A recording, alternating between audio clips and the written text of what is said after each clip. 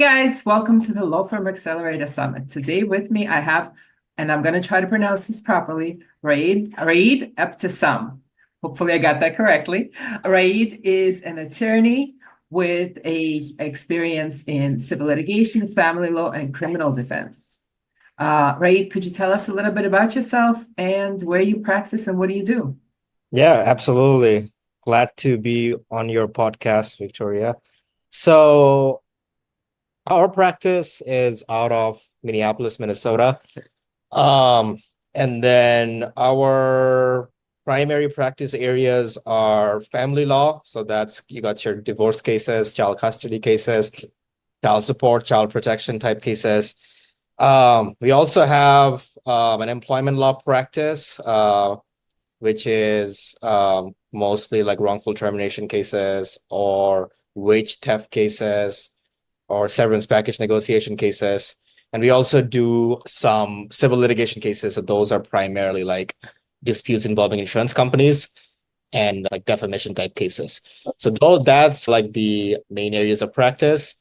We have been in business for a few years now, and we're just lucky to be in this area of practice that we are, and just excited to continue serving our clients the best way possible. Awesome, thank you. How did you start your own practice? You were very young. We talked about this last time, and you got off to a very quick start. How did you do that? Yes, I had my start in family law specifically, and I was in a position where I could scope out what the prospects were in family law. In other words, what kind of demand clients had as it pertains to divorces, custody, child support matters. So I had a job in the past where it allowed me to get an idea of, what the potential in the market was. And so I thought there was a need for attorneys that can fit in, that could essentially serve a demand for family law services that I think was not adequately met. So that gave me an idea, an opportunity as well to dive into family law. So that's how I started. I also have prior experience working at other law firms in downtown Minneapolis area, doing civil litigation work. So I brought that along with me just because I have had experience in that. Before that, so when I started my own law firm, I brought that on with me as well, as an additional practice area. So there you go.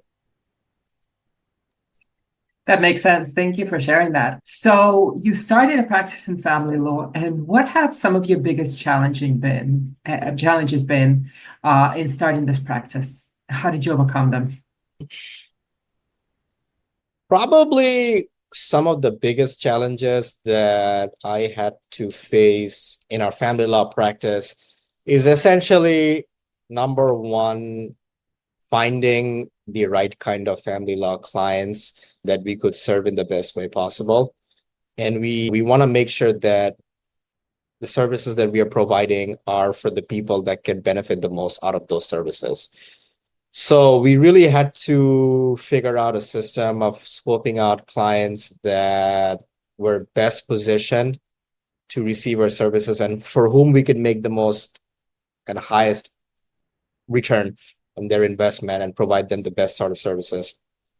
So I think, yeah, in short, basically finding the right set of clients that needed our services and we could provide the best kind of services for them.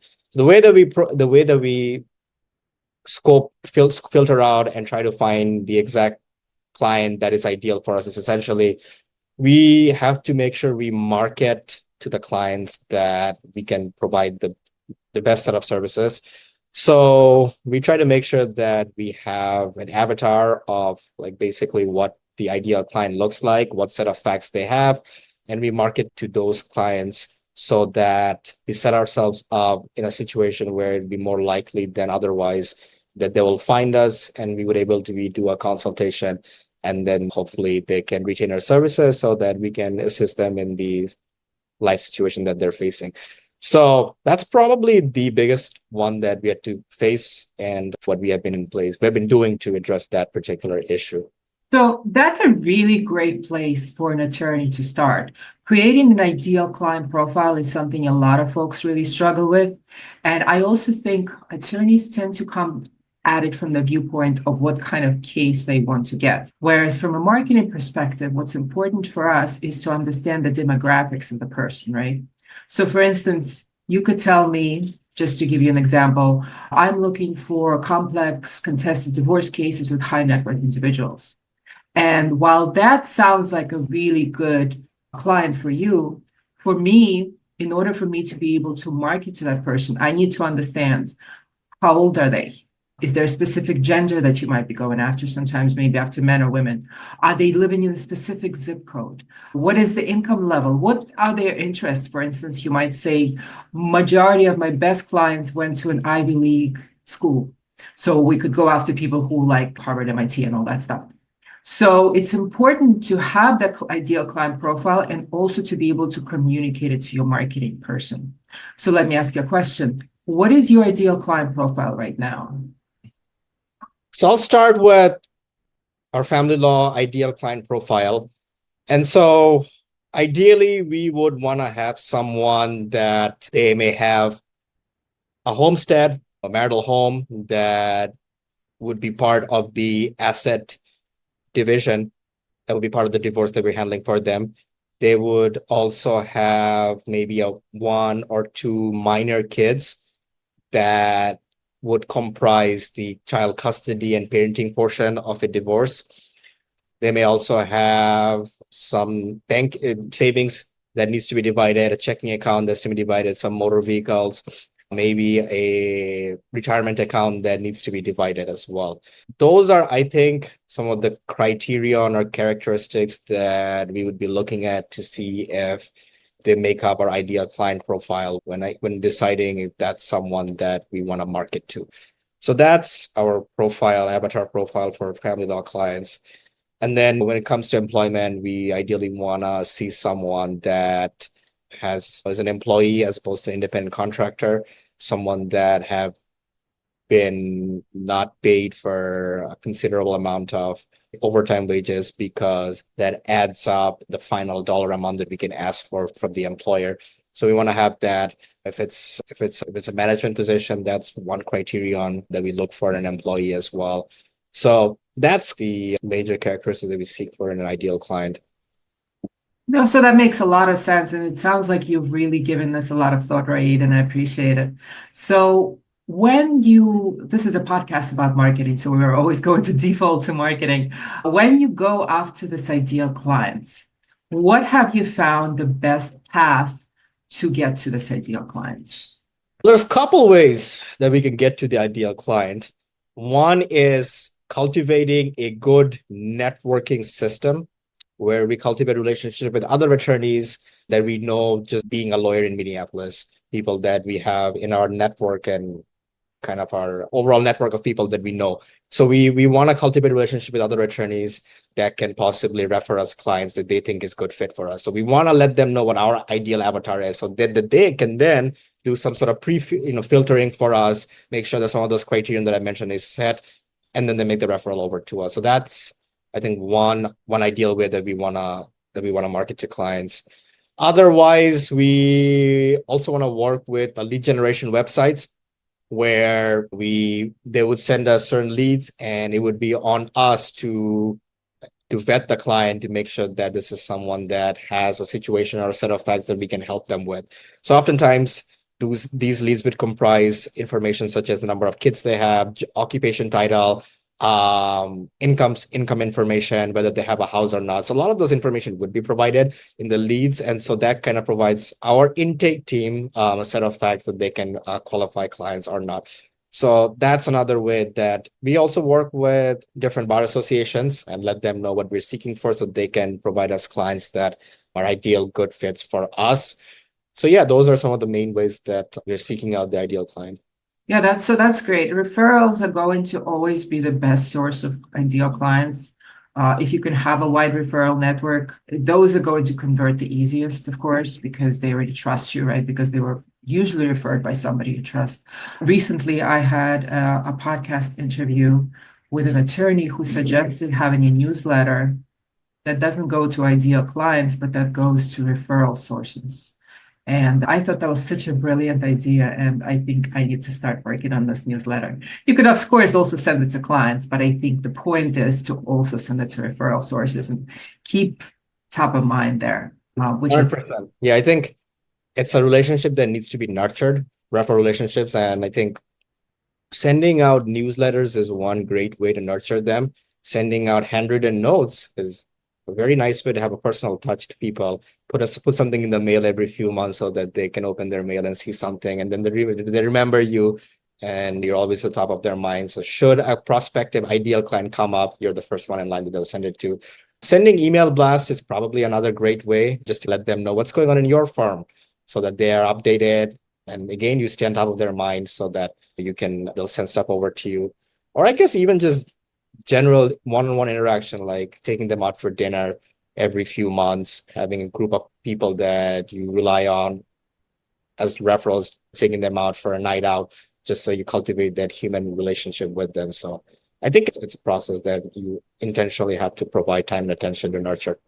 Yes, that's certainly very true because I do think that sometimes we forget to nurture those B2B relationships and really focus on the B2C relationships. I know one agency who is a major agency in my field who will send you multiple gifts if they're trying to get you to sign with them. Now I feel like that's a little extra because if it's working for them, like they'll send you flowers and chocolates, all kinds of things. I don't do that. I feel like the clients should know I'm great without that, but I could see the benefit. Okay, so you do a lot of networking, and it sounds like that's working well for you. Now, how about digital marketing? What digital marketing strategy do you use? Now, you mentioned using lead generation, and lead generation from the folks I talk to seems to have either very positive or very negative effect. A lot of folks say, we get a lead and 12 other lawyers got it, and it's not really a good lead anyway. But I bet a lot depends on how you pursue it. So talk to me about how you've managed to make it successful for you. Yeah, you hit the nail on the head exactly. I think success from lead generation websites depends a lot on how you actually interact with the client. I can only explain and speak on what I do want to say it as a caveat. So I can only speak on my personal experience. I think we to have success on lead generation websites, there needs to be proper systems and procedures established on how a lead is to be handled from the minute that you get that lead until the time that you close that lead. And by which I mean they become a retained client, right? They paid a retainer, they've signed the agreement, so you're their attorney, right? There needs to be a system, step-by-step system that everyone that is part of the process at your firm knows it and enforces it and are held accountable for following the steps, right? So I think it's important, number one, to have a good pre-consultation procedure set in place. So when you get that lead, I think it's a good idea to make sure that number one, you should call them as soon as possible. The longer you wait, the less chance that the lead will go cold and you will lose out an opportunity to serve someone. So ideally, you want to get them within an hour or two of the lead coming in, and you want to call them and you want to have first contact with them. So time is of the essence. That's one thing. You want to call them. If you don't get a hold of them, leave a voicemail, leave a text message, send an email as well, so that at least they know that your law firm, reached out to them so that they can then have a text or an email to get back with you at that time. So that's one important thing. Second thing is once you have contact with them, made contact with them, it's important to make sure that you stay in contact with them until the time you actually have a consultation with an attorney with them. So want to send them information about your law firm, what kind of work you have done in the past, maybe to talk to them about the reviews that other people in similar situations as them have benefited from your services.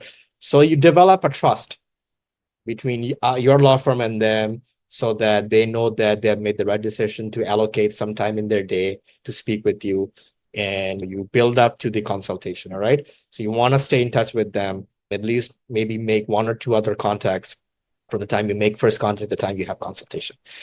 A lot depends on the consultation, I would say. So I think it's very important to really understand the need of why the client needs an attorney. All right. I think sale or any consultation is, at the end of the day, an emotional process. You have to connect with the client on an emotional level so that you understand what's their What is the real reason why they really need an attorney? Maybe it's because they haven't seen their son or daughter in 6 months.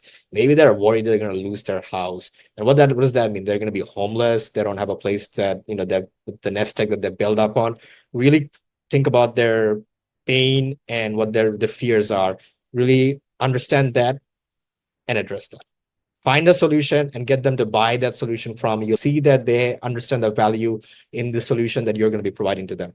So understand their concerns, really get to know their facts, take the time to do it. I don't think it's a good idea to rush with clients because then they feel like you're not really hearing them and it's not a good way to differentiate yourself. So understand them, provide a solution to them, and then see what you can do for them. If they're able to close then and there, great. Close, I would say, get hired at that time. Otherwise, I would say stay in touch after the consultation as well. Make sure someone in your office does the post-consultation follow-ups so that if there's anything that we can do to serve them, there's any way that we can help them after the consultation, provide all of that. Share your direct dial number, share your email address so that if they have any concerns, they can reach out to you and be that person that they can call to and trust that that you will serve them and get them through this difficult process that they're going through. So I think if you have a system laid out like that, it should help in being able to get clients out of lead generation websites. That's a brilliant system. I appreciate you sharing. And I could tell that you either studied marketing or you have a natural affinity for marketing because you're going through all the steps that we learn in marketing. So you're having multiple touch points with every potential client. You're responding to them right away. In fact, I actually started a separate company because I wanted to use it for myself, to give myself a way to have multiple touch points via voicemails, emails, and text with my potential clients. And I figured if I can use it, probably can other small businesses. So as soon as you get the call, respond in some way with whether it's an email or you could do an automated system like mine where it's a text message and an email and maybe even a voicemail to try to get an appointment booked with a link. Right?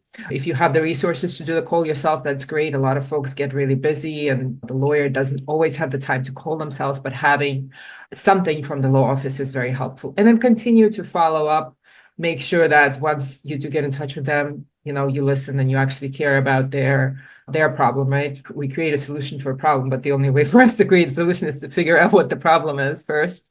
And then, of course, staying in touch with them afterwards. And that takes a big level of organization and prioritizing your marketing setup.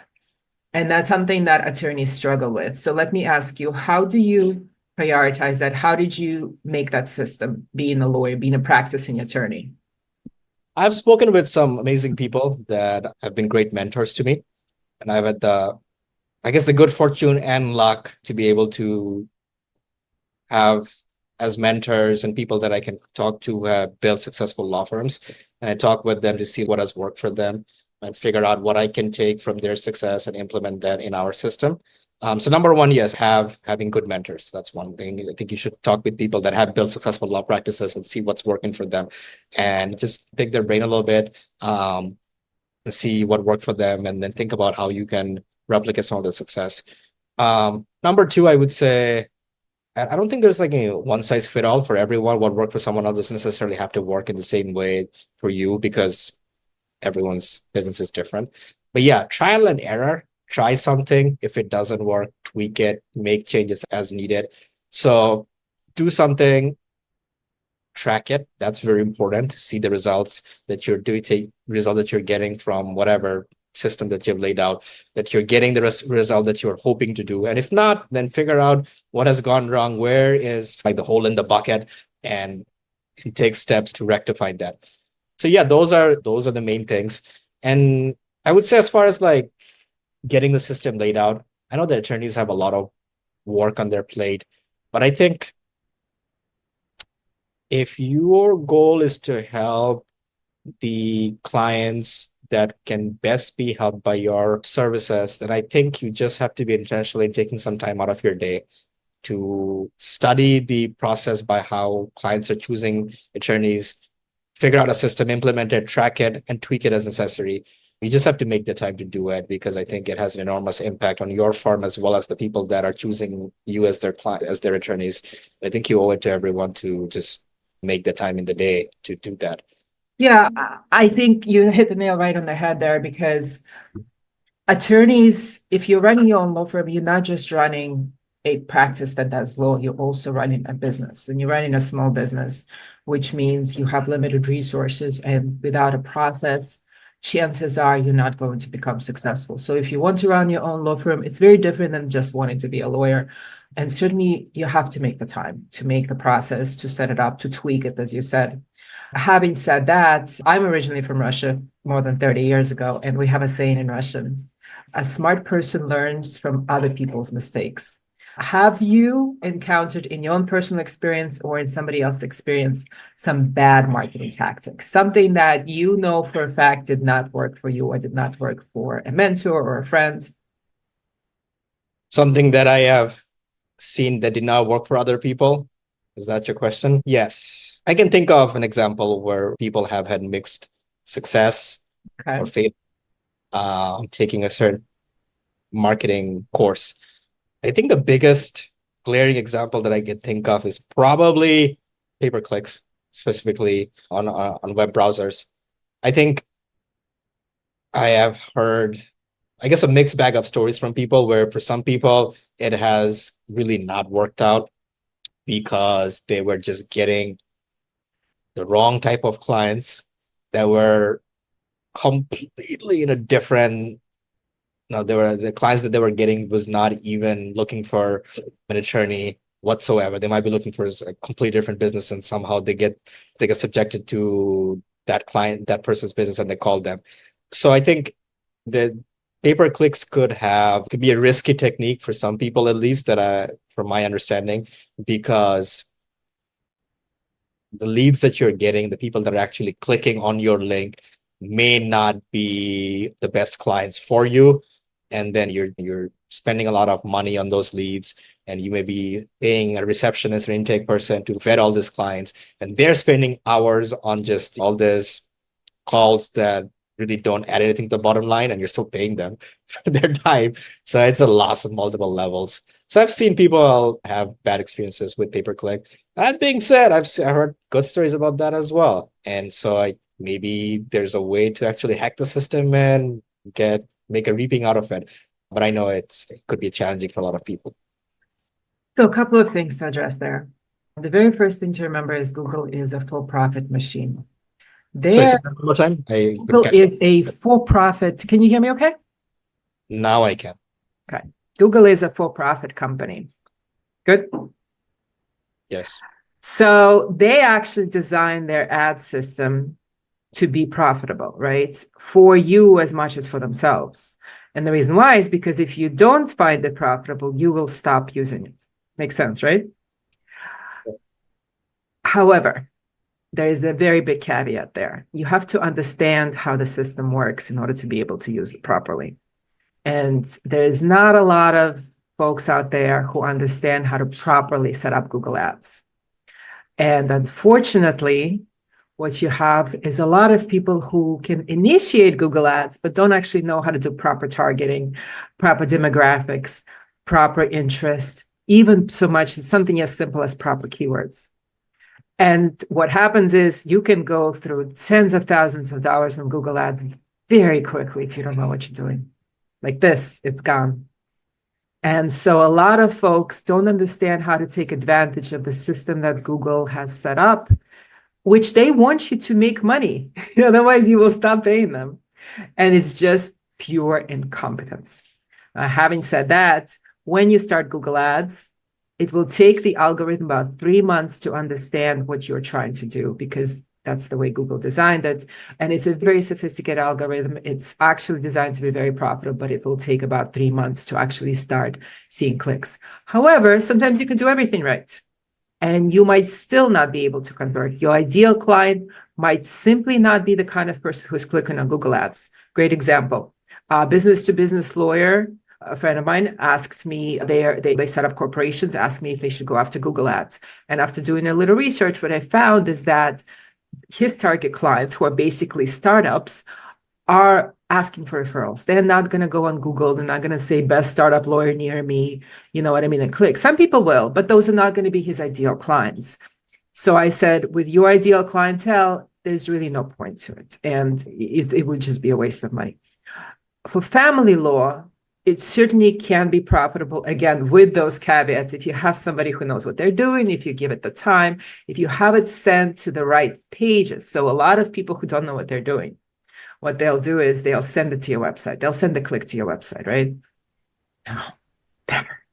You should never go with an agency who'll just send the click to your website. You should have separate landing pages that are only being used for ads. And those landing pages should constantly be A/B split tested.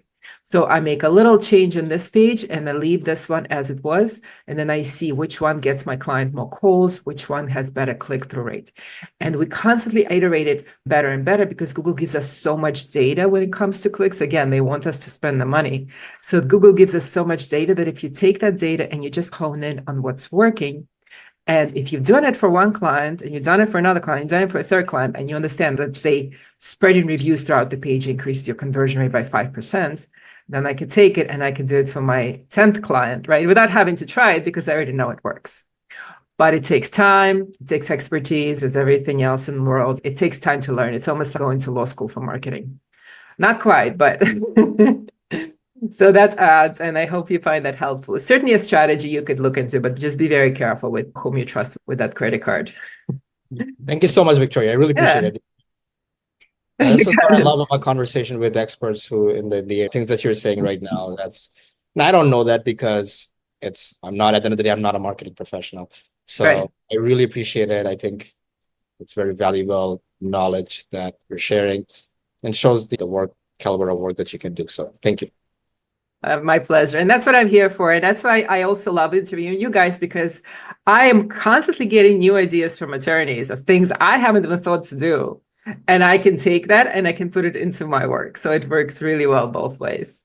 Let's get back to your law firm. Now, what are some interesting developments that are happening in your field in Minneapolis at this moment? In particular to family law or any of the other practices? Usually there is an interesting case or some developments. Yeah, so I'll give one example. So recently there has been a change in the law regarding spousal support. And so previously there was no cut and dry way of figuring out how much spousal support a person would be entitled to in a particular case. There's a whole bunch of factors that you could look at, but it's still a weighing process where different factors weigh in at different levels. And at the end of the day, the fact finder or the judge would have to decide like how much spousal support, if any, a particular client is entitled to. All right. So there was a little bit of lack of specificity, all right, in some degree. Recently, there has been a change where now, depending on the number of years that a person has been married or been in a marriage, they are entitled to a certain number of spousal support for a certain number of years, essentially, all right? If you have been married for a certain number of years, let's say 10 or 15 or 20 years in a marriage, now the law is moving a direction where, there would be a presumption that you would be entitled to at least a certain number of years of spousal support post-divorce, all right? And that's new because in the past, again, it was based a lot on a bunch of different factors that the judge would have to decide, and every judge is different, and they can decide you can get 5 years of spousal support, 10 years of spousal support, or you get 0 years of spousal support. All right. It was very not uniform in that way. All right. It depends on the judge and the facts. But now I think there's some specificity that's coming in the area where, if you have been married for a certain number of years, you have a stronger claim on getting spousal support for a particular number of years, which I think adds specificity. That's wonderful. Lawyers love specificity as much as possible. And at the end of the day, it also helps our clients because they have higher degree of certainty in their chances or their likelihood of getting spousal support. And so that's important. I think a lot of our clients, they've invested many years of their lives in a marriage, sacrificing their school education, higher education, professional life for the sake of raising their family. And so I think there are lots of deserving cases of spousal support. And I think this new development is in the right direction where it does assist people and make it more likely for people to get spousal support assistance from the other spouse to help in their daily expenses post-divorce. So this is interesting. And I bet you didn't think of this as a marketing opportunity. But anytime you have a change in the law that makes things definitive and you can create a calculator for it, a very good idea would be to create a calculator, to program it and add it to your website with a lead magnet. So you're providing a resource to the internet of how to calculate approximately your spousal support. You route those people to your money page for spousal support lawyer money page, high converting page for spousal support lawyer. Whether that be by adding the calculator or adding a separate page, that depends on the research there. But that's something that's with our friend ChatGPT is relatively easy to do now, right? You can, as long as you can put it in Excel, we can code it pretty easily and add it to your website. I've had a lot of success with creating calculators, not that specific one, but different ones for DWI lawyers and jail sentences and things like that. So that's an opportunity to utilize in your marketing. And anybody else who's listening out there, if you have a change in law like that, something that becomes calculable that wasn't, bring it to the market and you will benefit. I do have a client with a calculator for child support, and that works very well for him. That's fascinating. I love it. Yeah, I think it's a great way to capitalize on this development in the law, to add that as another added feature to the website, so that hopefully it provides service to the clients and use it as a marketing tactic. So you said the ChatGPT can help in coding this calculator? Yeah. So I use AI pretty extensively now for myself to code how I analyze my clients' websites. What I do is every month I have something called monthly goals. And I look at every single site. I see where our rankings are, where our rankings should be, where the client priorities are. And I have a very complex Google spreadsheet that I was using for years. And so I was able to program most of it into scripts where it's now run automatically. In fact, there's multiple people who work on this, of course. And one of the people last month goes, I thought I was doing something wrong because it was so fast. And I was like, no, that's the beauty of AI. So yes, you can program. Now, if you're not, unless you're a programmer, you probably still need the help of a programming an agency to help you put it on the website, but it's less expensive than it used to be than coding by hand. So it's more accessible to everybody. And yes, you can go to ChatGPT. You can say, could you help me program this calculator? And it will even tell you how to write it in code and everything. Remember, it's a language processing model, and programming is just a language. Fascinating. Love it. Something to think about for sure. There you go. Okay. So what's next for your law firm? Where are you looking to go? Where are you looking to grow? It's a great question. Well, the overarching main goal is to try to help as many people as we possibly can. That's always the final end goal for our firm, to provide our services to the highest number of people that we can that can benefit from our expertise. I think we're gonna invest in both establishing and fine-tuning our processes at our firms that would allow us to get our message across to a wider range of people and serve a larger group of people. And that includes like processes in both marketing, fine-tuning our processes to stay in touch, making multiple contacts with clients, consultations, fine-tuning our processes in how our legal services are rendered. So exactly how the attorneys are doing day-to-day work on a file, making sure that files are processed and clients are helped in the most efficient, effective manner that is possible. Yeah, and really just try to make a large impact on our clientele base. So yeah, in general, just try to like come up, brainstorm different ideas, processes, and fine-tune them, see what works, improve them. If it doesn't work, make it work so that we can get our message across to the highest group of people. That's probably it. I love it. That's all. Just have the maximum number of clients. Yeah, I think we want to make sure that... I was being sarcastic, by the way. That seems like a lot. Yeah, you're right. Absolutely. Just try to get the message across to see what the most number of people that we can help and be of service to the maximum number of people. Yeah. Rayeed, thank you so much for coming on the show. Do you have any last words of wisdom for anybody who might be listening out there and starting their own firm or working on starting their own firm? Yeah, so I would say scope out the market, see what the demand is out there, and make sure that you understand what the needs are for the people that are in your geographic area. Make sure you have a set of services that you can provide better than anyone else in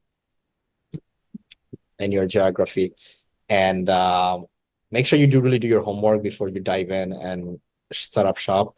I think that's very important because a lot of people start their own law firm without doing the adequate homework needed to be successful in their line of work.